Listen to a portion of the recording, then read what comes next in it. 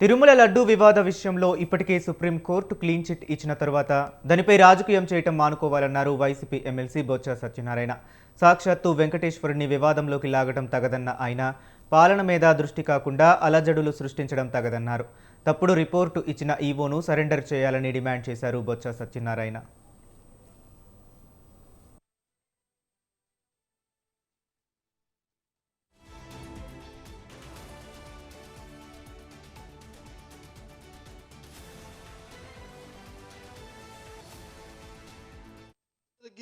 రాష్ట్రంలో తెలుగు ప్రజలందరికీ కూడా మన ప్రజలందరికీ కూడా దేవదేవుడు వెంకటేశ్వర స్వామి ఇలవేల్పు కులదైవం అందరికీ.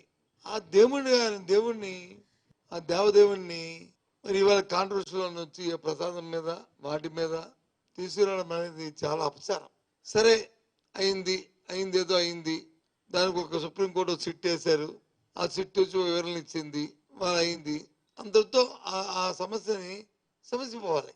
అంతేగాని మళ్ళీ దాన్ని ప్రతిపక్షాలంటే ఏదో చేస్తే వేరే తిగో మా మీద బురద చల్లిన దానికి సమాధానం ప్రతిపక్షాలు చెప్పుకోవడం ఉంటుంది. కానీ అధికారం ఉన్న పక్షం సాక్షాత్తు నిన్న తిరుమల దేవస్థానం తాలూకా ట్రస్ట్ బోర్డు చైర్మన్ గారు నిన్న ప్రెస్ కాన్ఫరెన్స్ పెట్టి మళ్ళీ దీన్ని ఆ దేవదేవుడి తాలూకా ప్రతిష్టను కాపాడాల్సిన వ్యక్తులు మళ్ళీ దాన్ని వేరే చూపెడుతూ ఇచ్చిన ఎన్డీడీ ఏదైతే ల్యాబ్లు ఉన్నాయో ఎన్డీడీబీ కానీ లేకపోతే ఎన్డీఆర్ఐ ల్యాబ్లు ఏవైతే నేషనల్ లెవెల్లో డైరీకి సంబంధించిన ఉన్నాయో అవి కాదు, ఇది మళ్ళీ దాని సప్లిమెంటరీ మళ్ళీ పెడతారని వారు కాంట్రవర్సీగా ఆ స్టేట్మెంట్ ఇవ్వడం కానీ, లేదు ప్రభుత్వం తరఫున వచ్చి మళ్ళీ ఫ్లెక్సీలు వేసి ఊర్లో మళ్ళీ అలజడి సృష్టించి మళ్ళీ శాంతి భద్రతలకు విఘాతం కలిగే పరిస్థితులు తీసుకోవడం కానీ చాలా దురదృష్టం.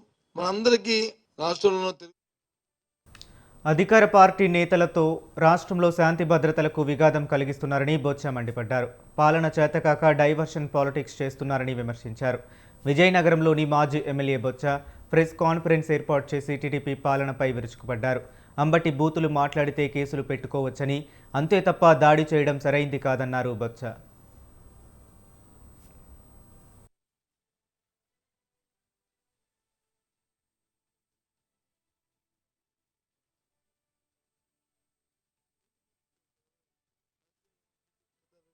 ఏమంటారు, ఇలాంటి అప్రచారకమైన కార్యక్రమం పెట్టి నా మీదకు దాడి చేస్తే ఇది మంచి సంప్రదాయమా, ఇది ప్రజాస్వామ్యమా, ఇది కలకాలం ఉంటుందా అనే భాషలో మాట్లాడి ఉండొచ్చు. దానికి వచ్చి ఇంటి మీద వెళ్ళి కొడతారా? ప్రజాస్వామ్య చట్టాన్ని చేతిలో తీసుకుంటారా? ఏమంటారండి అది తీసుకెళ్ళి ఇంటికి వెళ్ళి ఉంటారా? బుద్ధులు మాట్లాడుతూ ఉన్నాయి కదా, కేసులు పెట్టడానికి మీ చేతిలో చట్టాలు ఉన్నాయి లేకపోయినా పెట్టేస్తుంటారు కదా. ఒక కంప్లైంట్ ఇచ్చి దాని చట్టానికి వచ్చి చేతితో తీసుకుని వాళ్ళ మీద దాడి చేయడానికి వెళ్తారా? ఇంతకుముందు పటాభి ఏం మాట్లాడి ఇంతకుముందు మరి ఆయన్ని జగన్మోహన్ రెడ్డి సైకో అన్నప్పుడు ఎవరు అంటే అని మీ పార్టీ తరఫున వివరణ రావాలి కదా, తప్పని రావాలి కదా, కాదా? నేను తిట్టిన దాన్ని కానీ కొట్టిన దాన్ని కానీ దేన్ని సమర్థించను, నేను దేన్ని కూడా సమన్వయం పాటించుకోవాలి. అటు అధికార పార్టీ కానీ ఇటు ప్రతిపక్ష పార్టీ కానీ. చట్టాన్ని చేతిలో తీసుకోవడానికి ఎవరికి హక్కు లేదు. చట్టాన్ని పోయి నా ఇష్టం రాజ్యాంగం నడిపిస్తానంటే అది కలకాలం చల్లదు. ఏంటి బూతులు తిడతారు? ఎవరైనా రాజకీయాల్లో బూతులు